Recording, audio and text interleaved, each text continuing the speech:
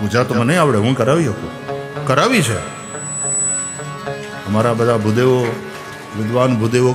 મેં સત્યનારાયણની કથા કરાવી છે, મેં યજ્ઞો કરાવ્યા છે, પાઠશાળામાંથી ભણીને આવ્યા છે, પરબારા નથી બેહી ગયા. ગુરુના શરણમાં રહ્યા છીએ, એનો લાભ મળ્યો. આ ગુરુનો હાથ માથે પડ્યો છે ને, એનું પરિણામ છે. इसमें हमारा कोई पुरुषार्थ नहीं बोल रहा, ये सदगुरु की कृपा, सदगुरु का आशीर्वाद बोल रहा. એટલે કંઈક શુદ્ધ ઉચ્ચારથી બોલી શકીએ છીએ મંત્રો, ભાગવતના શ્લોકો.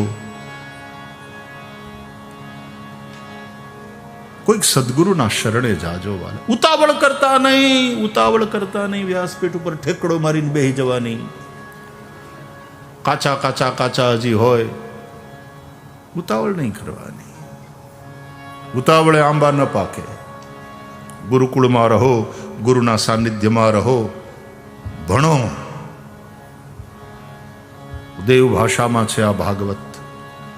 ભાગવતની કથા કરવા માટે તો બહુ વિદ્યાવતામ ભાગવતે પરીક્ષા એવું કહ્યું છે. વિદ્વાનોની પરીક્ષા કરનારો ગ્રંથ છે ભાગવત. બધા જ વેદો, ઉપનિષદો અને શાસ્ત્રોનો સાર છે શ્રીમદ ભાગવત. વેદોપનિષદામ સારા જાતા ભાગવતી કથા. એ ભાગવત